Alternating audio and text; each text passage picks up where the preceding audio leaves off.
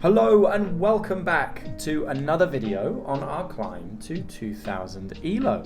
We are now nearly at 250 subscribers, which is just tremendous news. Thank you for all the support, and I can only hope the channel keeps growing. So after e4, e5, we can play knight c3 and get a Vienna opening.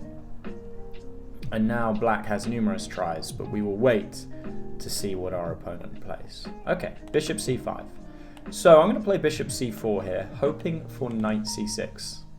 That can lead to a very exciting line of the Vienna, referred to as the copycat variation for obvious reasons. If they play knight c6, they'll have done nothing but copy everything we have played.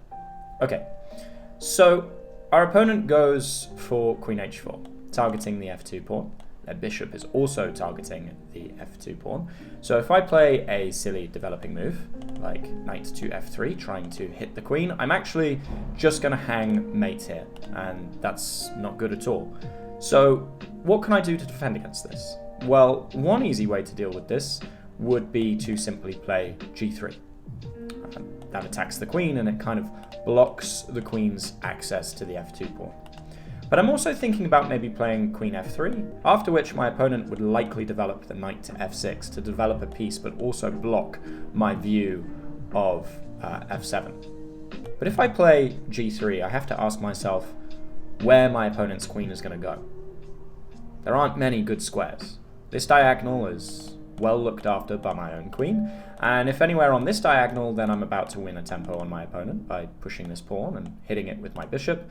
And if back here, well, then I can play knight to d5, hitting the queen, and also this c7 pawn, which would be a fork on the king and the rook. So g3 does kind of handle everything nicely. Let's go ahead and play g3. I see no reason not to. This is far too premature of an attack. I see a lot of beginners play like this, because they think they're going to get a quick 1-2 move mate combination, and yeah, it doesn't always pay off. Okay, so we talked about this idea knight d5, hitting the queen, and also this c7 square. But were I to play this now, I would have the same problem of you know, the queen coming down on f2 and checkmating me. So there are two ways to handle this again. Knight f3, simply developing a piece, and now we would be waiting to play d5, chasing the queen away. Or I can play queen to f3, and if my opponent captures, they are helping me to develop a piece. Both queens would be off the board, but I would get a piece into the center and have 1, 2, 3 pieces developed. My bishop on c4, my knight on c3, my knight on f3, and my opponent would only have 1 piece developed. Granted, it would then be their turn, but I would still be ahead in development. But I kind of like the idea of just developing as though we're playing perfectly normally and asking my opponent sort of, what's up? You know, you've now blocked the f6 square for your knight, and I'm coming with knight d4 in just a moment. In fact, we're going to play this now, hitting the queen, hitting c7. Okay, so already we can see that my opponent is taking some time to think. So I can now play d3. I'm looking at this knight to g4 idea, where both pieces would gang up on my f2 pawn, but this is easily dealt with now, again in 2 ways. Firstly, bishop e3 hits the bishop, therefore blocking the bishop's attack. And were they to take here, I would simply recapture with the pawn. Those are terrible arrows. Were they to retake with either piece, I'm recapturing with the pawn. And then if the other piece jumps in, I can recapture with the knight. The other way to handle this is to simply castle, right? Yeah, okay, there's a hole here because I've had to push g3, but my opponent is not going to be able to get developed very easily. Notice the queen's position here blocks the development of their light squared bishop. I'm not concerned with this small weakness on g2 just because of how undeveloped my opponent is and how well positioned my pieces are to launch a big attack. Now, if they give up 2 pieces for the rook and the pawn, that's great for me.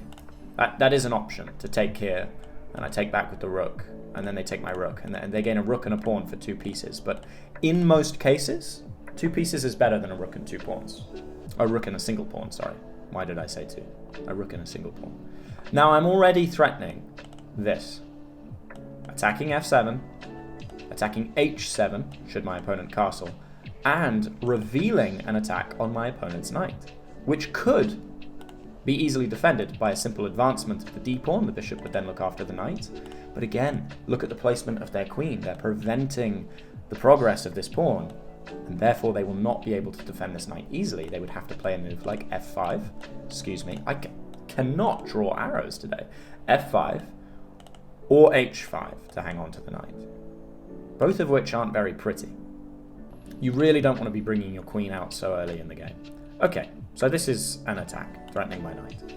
Where's my knight going to come to? Here? If so, taking, and if takes, I'm taking back, accepting double pawns, but getting a nice attack on my opponent's f7 pawn. They would likely castle in that position. I think I'm just going to return to c3.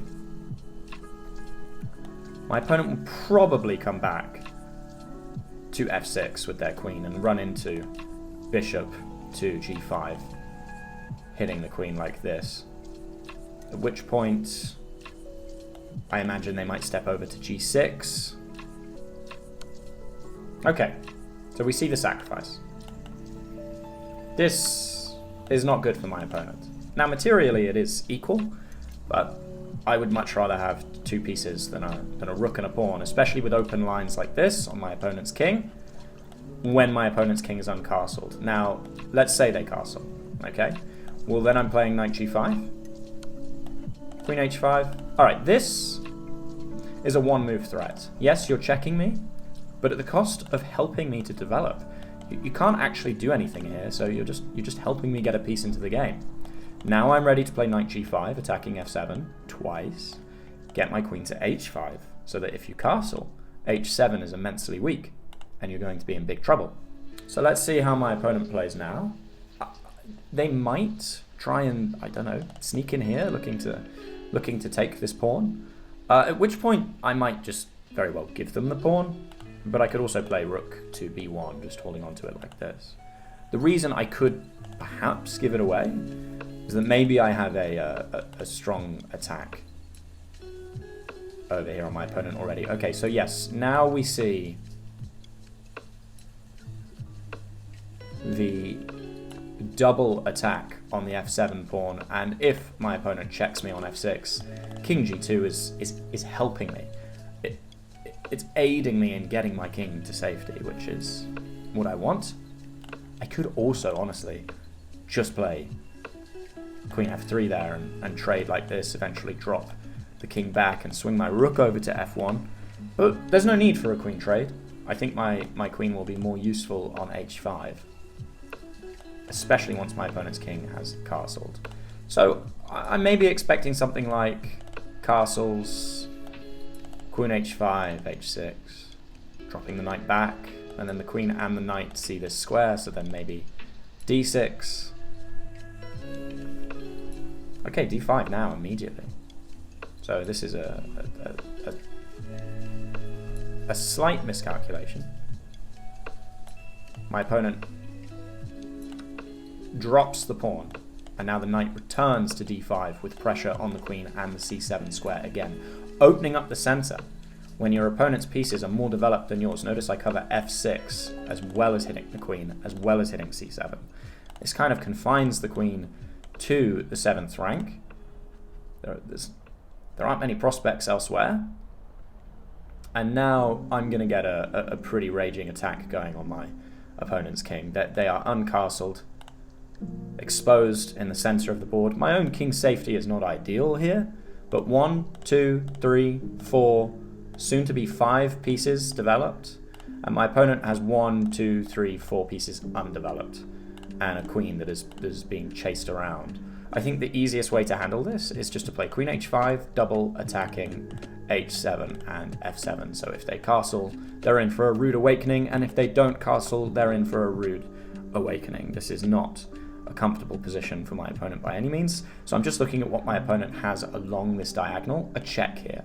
So let's imagine this check occurs. Queen h5, then they check me, then I tuck in, right? Then they try and kick the knight, basically saying, once you move the knight, I'm going to get an attack on your queen. Well, I can actually leave the pawn there, attacking the knight, and create a bigger threat with rook f1 attacking my opponent's queen, forcing them to relocate the queen first. And because my opponent's king is uncastled, if they take the knight, they actually drop the rook. Now that's very complicated to see without moving the pieces for beginners. The game might not progress that way, but let's see if it does. That's my plan, is to come here and attack these 2 pieces, and if I am checked, I just sneak in here to G1. I think I said G2 before, but there are more checks here that I don't quite like. So maybe simply G1. But actually, I mean, this square is covered twice, so we'd be absolutely fine there. Nevertheless, maybe G1 is slightly safer. Okay, so this is lovely. Alright, so my opponent is now forced to make some concessions on their own kingside. I'm just going to simply relocate my queen, but where to? I'm thinking E2. I like F3, but then after queen F5, that's a forced queen trade, which I'm not so much of a fan of.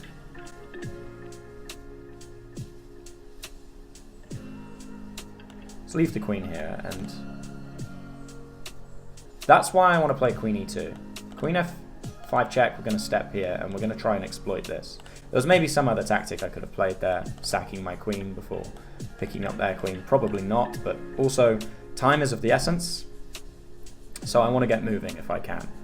King G1 is coming, rook F1, but of course I will not hesitate to play knight F6, forking my opponent's king and queen at the same time if they allow it. So any other move other than castling or moving your king or queen in some way, or defending this square, I suppose, is going to fall prey to knight F6, winning the game. Okay, so my opponent sees this. They protect against this quite well. But I'm just going to now play King G2 and bring my rook into the game, stacking up the pressure on this F-file. And we might actually win this game with a timeout, because my opponent's clock is running very low now. Oh, wow. Okay. They actually abandoned the game. But we can see from the game review that the engine loves white's position. So here my opponent deviates with this move. And this is not good. We can see that the 2 moves I was suggesting, either G3 or Queen F3, work quite well, but G3 is the strongest. Well, now it likes Queen E2. But G3 is perfectly valid. Chasing the queen away to a bit of a dud square. Now here, again, knight F3 is a perfectly fine move, just developing another piece, asking my opponent's queen what they're doing in the center of the board. Doesn't make much sense. Again, my opponent just allows me to take full control of the center and just wastes far too many tempi, moving their queen about, which hinders the development of their own pieces. So by the time they've given up 2 pieces like this, and we arrive here, I just have far too much play. I have far, far, far more space than my opponent. Look, all of their pieces on the back rank here, and my rook ready to swing into F1 and start applying significant pressure on this F-file. Once this D knight has moved out the way, I hit F7 again. This G5 knight hits F7. Alright, this is very similar to the first game I recorded today. So I might actually put them back to back since the other game was aborted, so we can see why these early queen attacks don't work. It would be nice to demonstrate 2 in a single video. The reason is that they're just so easily parried. Yes, both of your pieces are attacking F2, but knight F3 is a move I want to play anyway, and now they don't. In the previous game we had this. Okay, so my opponent develops their knight here, looking for what? Presumably knight to G4, adding further pressure on F2. Is there anything I can play here that's going to help me out? Absolutely. Knight to D5, attacking my opponent's queen and the C7 square, which should send my opponent's queen packing. Okay, so this is game-ending move. This is a game-ending move. I will tack this on to the previous video, so the Elo climb might be slightly out of order, but I think these 2 games will sit nicely side by side. What's the problem here? Knight C7 was one of the threats. Yes, attacking the queen on F6 was one threat, but it also came with this, which is normally a fork on the king and the rook. But in this case, it's a fork on the king and the queen, and a discovered check on the queen, so everything is lost here. Am I going to take back with the knight or the bishop? Well, the bishop, of course. Why not the knight? Because the knight wants to grab the rook. So after this bishop is taken and I grab the rook, I'll probably see a resignation. and there shouldn't be much explanation needed in the analysis for this, so we can skip that. The reason is it's something we've already seen. My opponent very admirably still fighting on. There are two ways to deal with this. d4, blocking the view of the bishop after captures. I can capture like this, with a revealed attack on my opponent's knight, or castles, giving up the pawn and the rook for 2 pieces. But actually, I don't know, I quite like this as an idea. Let's play that instead. Castle is probably more principled, but yeah, now I've got this attack on your knight. So I can take the knight or the bishop here. I'm going to say the bishop, just because I'm attacking g7. At this point, the game is already won. I could take this. It's defended by the knight. So let's maybe throw in a check, draw the knight back, then take the pawn. And if the king just moves, that's fine. I think that is actually just checkmate. You can't run this way. The pawn holds this.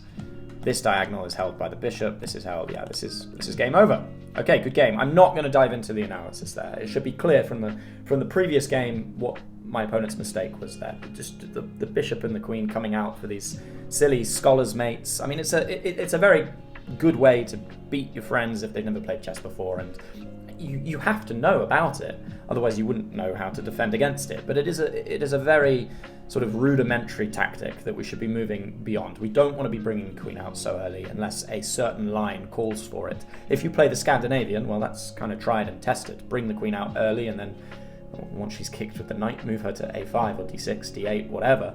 The copycat variation of the Vienna, for example, is another line in which it's okay to bring that queen out to g4 nice and early, but generally speaking, avoid it. Avoid it. Avoid it like the plague. You're gonna end up losing a lot of time moving her about the board as your opponent is able to just develop freely. Look how easy it was to defend the queen f6 and bishop c5 attack on f2 just by developing a piece, which is a move I want to play anyway. So yeah, don't do that in your own games, and if it happens to you, you now have an example of 2 ways it can be done: queen h4, queen f6, and how to defend against both. So good luck with your climb to 1000 elo. I will see you in the next one. I'm hoping to get rid of these ads very shortly. Once we reach 1000 subscribers, I will pay for a subscription for this account. But for the time being, I'm not going to, because I already pay for a subscription for my own account. Anyway, as always, I will see you in the next one. Take care.